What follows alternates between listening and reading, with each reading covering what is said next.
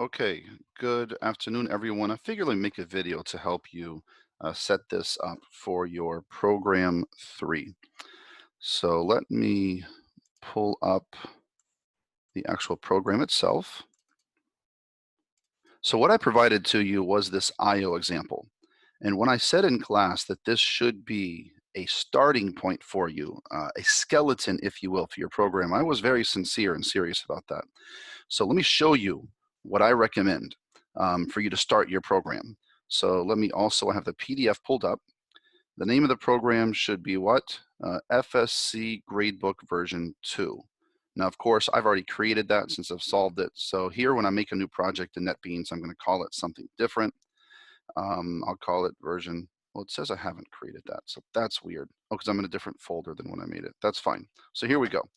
FSC Gradebook version 2, which is what you should do. That is your starting point, right? What you now need to do is, well, now that you've made this and you have your main, what's your next step? Well, when I say that I want you to use, and that you should use, that IO example as your foundation, as your starting point, I'm very serious. So here, and I told you that you could use the code. I said copy it. So I'm going to copy the entire main method, heck, even with the comment, okay, to the end of the method. And I'm going to go back to my NetBeans. So I'm going to copy and I'm going to paste it over the main that NetBeans provided me. And then I'm going to do Alt-Shift-F to format. And now this is the beginning of your program. Now, of course, there's some errors because it doesn't know what file is because I have not imported file. No issue. Go ahead.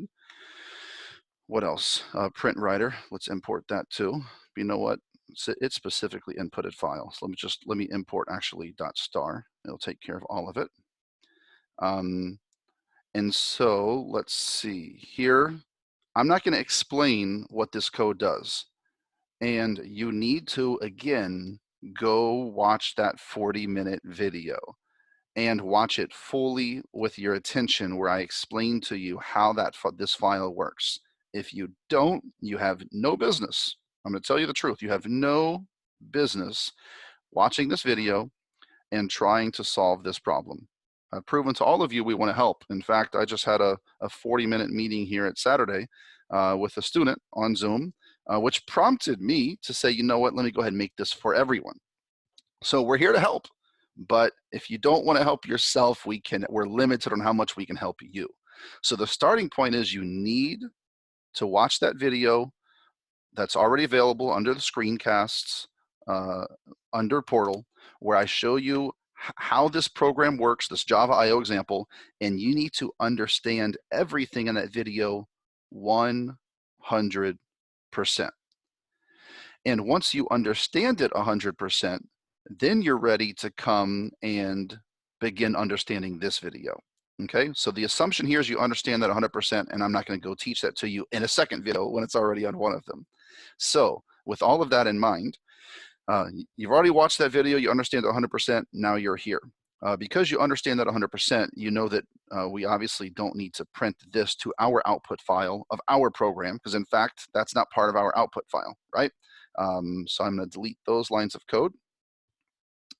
And in this program, we simply had read those sample commands from the sample IO example input file, right? So here was the IO example .n file, where we had 3 different commands, and each of the 3 commands had different information per line. So command 1 was always followed by 2 strings, right? Command 2 was always followed by a single integer. And then command 3 was followed by an integer and then a double, right? Integer and then double. And I set this teaching example up that way so that you could see each command has different stuff on the line depending on the command. So what we then did on that sample program was we called, so if it was command 1, we called a method to process command 1. If it was command 2, we called a method to process command 2, and so on. I'm going to go ahead and copy some of those methods over. Where was this? Pardon me. Let me open this up again. I want to go ahead and copy over some of those methods into my NetBeans. So let's copy actually all 3 of them. 1, 2, 3. You know what? Don't copy my comment. That's too much plagiarism. Only copy the code. So here, I'm going to paste this at the top. And here are the 3 methods, and then I format. So now we should have, I would think, no errors in our program. Let me hit save. Yeah, now that I hit save, there are no errors in the program. Okay, so if the command is command 1, we call the method to process command 1. And what am I sending over? I'm sending over in and output. What are those? What is in? In is a reference to my scanner object, which is scanning from a file. And then what is output? And I'm actually going to change it. I don't like the word output, even though this is my program, but I made this example a couple years ago. The other thing, where am I at? Here, method to process command 1. The other parameter I send over is output. I'm going to call it out, so they matches up, in and out. So I'm going to go ahead and change all 3 of those. That's just for me. You can leave it. You can call them input, output. You can call it whatever you want. So what is out? Out is a reference to my print writer object. So of course I need to change it here as well. And then at the bottom, I need to make sure I change it here to close it. Okay. And as I mentioned, let's go ahead and delete. I thought I deleted that. Let's go ahead and delete those lines of code. I hope I didn't delete something else on accident. Oh well. So there we are. So again, if it's command 1, I call method to process command 1. If it's command 2, method to process command 2. That's in the other video. So what are we going to do? Well, we have commands for this program. And so let us look at what those commands are. In the sample IO provided, let's open up the input file. And actually, before I get to the commands, let's make sure we're reading from and then writing to the correct input file. So let's go ahead. I'm going to hit rename just so I can copy this. So I hit Control-C to copy it. Go back to my NetBeans and let's change the files, because this is your actual gradebook program, right? So we're not going to read from IOexample.n. We're going to read from this, and we're going to write to that. So instead of typing it, I went and copied the file name so I could paste it here. Okay, so finally, we need to be able to read from that exact file. So we need to put that input file in the correct location in NetBeans, or within our folder, so NetBeans can read from it. Because right now, if I run this, NetBeans is going to give me an error. Hey, that file doesn't exist that I'm trying to read from. Because I'm saying read from this file, but I haven't actually put that file anywhere. So I provided you this sample input file. You need to copy that and put it inside the appropriate NetBeans folder. Okay, so where is that folder in NetBeans? It's the project is your FSC Gradebook version 2 project. So I'm just going to right click, go to properties, so I can actually double click this entire address. Come on, 3 clicks. Copy, that's the actual address, the location of this project folder. So that's just an easy way to get that. Again, right click, properties of the project, and then double click this folder. Or I triple clicked it. So now I'm going to open up Windows Explorer, and I'm going to paste here that project folder address. And so here I am. So in our source, of course, is where we're going to have the package folder, and here's where we have our Java program that we're currently working on. So go back to the project folder. Right here in the project folder is where you're going to paste a copy of the sample input file. So here's the sample input file. So I'm going to right click on it, go to copy. Then I go back to my NetBeans project folder and I paste. Okay, so now let's come here and run. It should no longer say that the input file doesn't exist, because it does exist. Of course, we get all these invalid commands because we're trying to read this input file and we're expecting command 1, command 2, command 3, or quit, right? So it's actually reading this and it's really saying, let's look at the NetBeans, look at the code. I'm saying if the command equals command 1, because notice that's the first thing I did is I said, scan the next string. And if that string is command 1, or if it's command 2, or if it's command 3, or if it's quit, print something appropriate, otherwise print invalid command. So what's actually happening is scanning this, and it's saying you're not command 1, 2, 3, or quit, invalid command. Scan this. You're not command 1, 2, 3, or quit, invalid command. Scan this. You're not command 1, 2, 3, or quit, invalid command, and so forth, until we get to the word quit. You're not command 1, 2, or 3.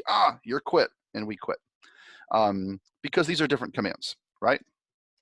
So what happens at this point, now that we're reading from the correct file, is what are the name of our commands? Our commands are not command 1, 2, and 3. Our commands are add record, search by ID, search by name, and so on. So let's start with add record. We come to add record, I paste. What's the other commands? Search by ID.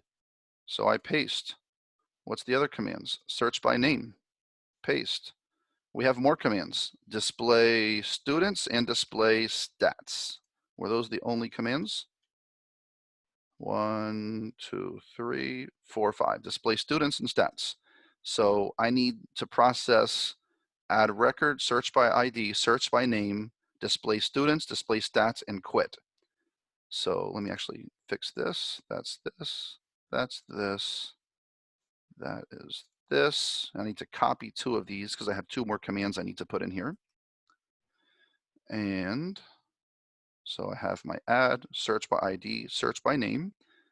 And then now I have my display students, which will be here and here, and then display stats, which we'll put here and here.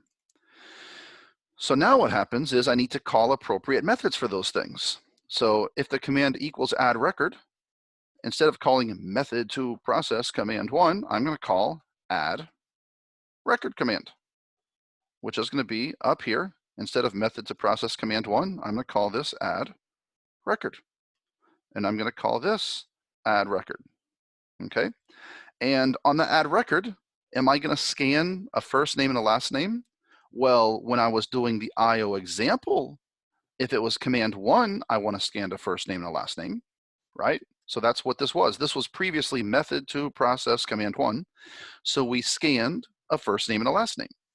But now it's not method, it's not command 1 and scanning 2 strings. Now this method is called add record method, and we need to scan whatever's necessary for the add record command. So what's on the add record command? Look at your input. The add record command is followed by 5 things. 1, 2, 3, 4, 5. Actually 6 things. An ID, so an int, a string, an int, an int, an int. Okay? So what you need to do, which I'm not going to do for you, well, first of all, let's get rid of this because you're not going to print that to the output file. Because let me give you a goal. And if anyone asks because I'm gonna be here next week for videos, for help, for office hours. And if anybody comes to office hours and has a video session, which I'll be happy to do, and if you start asking me questions, my starting point is I'm going to ask you, have you done the following goal, which I'm going to tell you right now to do. And if you have not done it, I'm going to say, we're going to have to pause this video session. You need to go watch the first video in the input-output file. And you need to come watch this video right here. And you need to finish that goal first, because if you don't do this baby step goal, you have no business trying to solve this program and the logic of the program. You have no business doing it. You're wasting your time. Like the famous, what do they call it, a duck with its head chopped off, just flailing around, flapping around. That's what it would look like. You have no business trying to solve the logic of the program if you're not able, or if you have not successfully done this baby step goal. Okay, which is why I'm giving you this auxiliary video to help you in that regard. So the baby step goal is what? And for full disclosure, so you understand that this is not some baby step goal that I'm giving you to waste your time as busy work. This is something I do. If you give me this program, I personally, before I solve the logic of the program, I personally do this first baby step goal on every program that requires IO with command processing. I do this baby step goal first so as to avoid mistakes. I'm the professor, right? PhD. I do the same thing I'm about to tell you to do just to avoid mistakes. So what is this baby step goal? If you give me this program with an input file that I need to process this whole input file, run the various commands, and then I ultimately need to end up with this output file, right? And this output file is it's processing this input file, right? We're processing this input file, and then we're resulting in this output file. Where'd it go? It's at the beginning. Interesting. So we're processing this input file, and we're ending up with this by solving the logic of the program. So what's the baby step goal? The baby step goal is ignore the logic of the program. Ignore it. Don't even think about trying to solve the program. What's the baby step goal? The baby step goal is let us read this input file fully, line by line, command by command. Let us then read the information on each line of the respective commands. So if it's add record, we need to read those 6 things: an int, string, string, int, int, int. If it's a search by name, I need to read the 2 strings. If it's a search by ID, I need to read an integer. If it's display stats or display students, read nothing on the same line, because there is nothing else in that same line. So the baby step goal is to read this full input file within NetBeans, and then every single thing that you read, you then immediately print to the output file. That's the baby step goal, with the final goal being that you have duplicated the input file into the output file.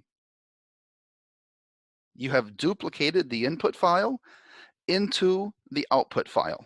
What's the purpose? The purpose is to make sure that you're reading correctly. The purpose is to make sure that you know how to read correctly and that you're doing everything correctly.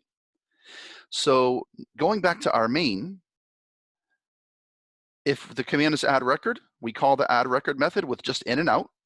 And later, when you actually finish this baby step goal and you want to actually now solve the problem, of course, we're going to add another parameter here.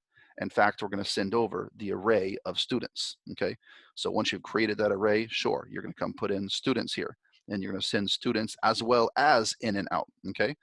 But for now, just in and out. So then we go to the add record method, and you need to scan everything that you are reading, all the other information on that add record method. So I'll do one. What's the add record method? It's an ID, first name, last name, exam 1, exam 2, exam 3. So int ID equals in dot next int, string first name, string last name, and then int exam 1, I'll call it exam 1 equals in dot next int exam 2 equals n dot next int exam 3. I don't know if it's exam 3 or final. It doesn't matter for this example. Exam 3 n dot next int. So I've now scanned 6 things within the add record method. So that's part of this baby step goal, is to do the processing of each command within that respective command's method. Okay, that's the baby step goal here. And then once that's done, print everything. Okay, what is everything? Print it exactly as is. I want you to print the word add record, followed by a space, followed by those 6 things. So print add record, 1 space. So let's get rid of those. What gets printed? An int, a string, and then 3 ints, right? An int, and an int. And we only need 1 new line afterwards. So what are those variable names? ID, first name, last name, exam 1, exam 2, exam 3. So we have read everything from the add record command that was on the same line of that input. We've read these 5 things. And then to the output file, we're printing that exact same line of text to the output file. That's what we're doing. You need to do that for every command, okay? So if you have any questions for me, I'm happy to meet with you. Office hour sessions, Zoom sessions. But my first question I'm going to ask you is I'm going to say, show me where you have finished this baby step goal. I should see 5 methods for each of the 5 respective commands. I should see an add record method that is doing this. I should see a search by ID method that should scan and then print the appropriate information for search by ID. Of course, get rid of this, right? So this is going to be here, search by ID, and then you're going to only print whatever you needed to print there. Search by name, I should see 5 methods, and you should be able to come run your program, and it should work. What is this here? Line 80, of course, because there is no, where's line 80? So method to process, command 3. Yeah, so yeah, now we're getting errors because there is no command 3 there or something, so it's giving us an error. So don't worry about that. There is no command 3, so we're getting a, I'm guessing this is going to be, what error is this? Yeah, input mismatch exception, because I'm trying to scan something as an int that's not an int. That's why we're having that, okay? So ignore that. That is not a problem. So if you want me to prove it to you, it's not a problem. Here, let me get rid of this and this. There we go. And here, where's the actual error? Bear with me, of course, that's an error there. And this will cause an error. So I'm actually I'm clearing those methods out. And here we go. So on any of the, actually, no, I want this working now. Yeah, so that's working. So now if I go to my output file, so how do you find your output file? It's going to be in that NetBeans project, right? So here's the input file that we copied over. We copied that over earlier, right? Now we're generating an output file. Let's go look at it. The output file we generated is this. Of course, we're not generating any other commands yet because we've only printed the add record to the output file, right? And we're still printing this line 6 and 7. So let's go fix that. Let's go to my NetBeans and let's not print that. So on the quit statement, hope this example helps understanding. Well, let's actually look at the program. Do we print anything on the actual program when we quit?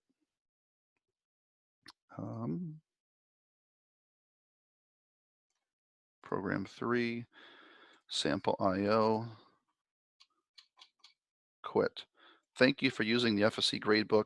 Goodbye. So why don't we copy both of that right now? And let's go ahead and take care of that. I'm actually going to go ahead and give you some of your code.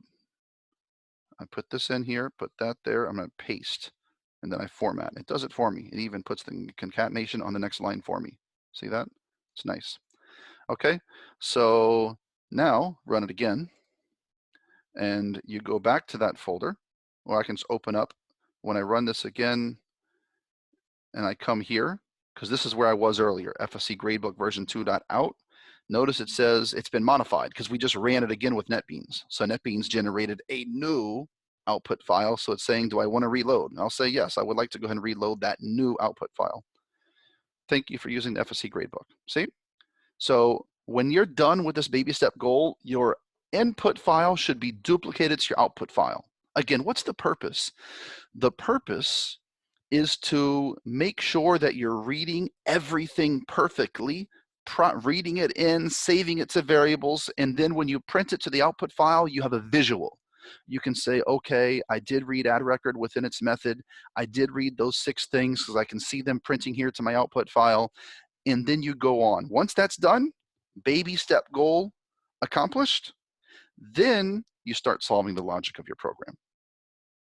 So again, do this first, have it fully working, because I will be asking anyone, have you done that when you come ask me for questions? And if you say, well, I'm gonna do that, but I was doing, nope, we're gonna shut that down because I wanna be able to help you, but I can't help you if you don't help yourself, all right? So I've given you 2 tutorial videos to help you help yourself, but starting point is helping yourself. So do these, do that baby step goal, and then I'll call you out on that when you come and you get those questions. And so if you do this, you're going to absolutely be able to succeed at this program. Good luck. Hope this has been helpful. Let me see how I can stop this and then hit end meeting.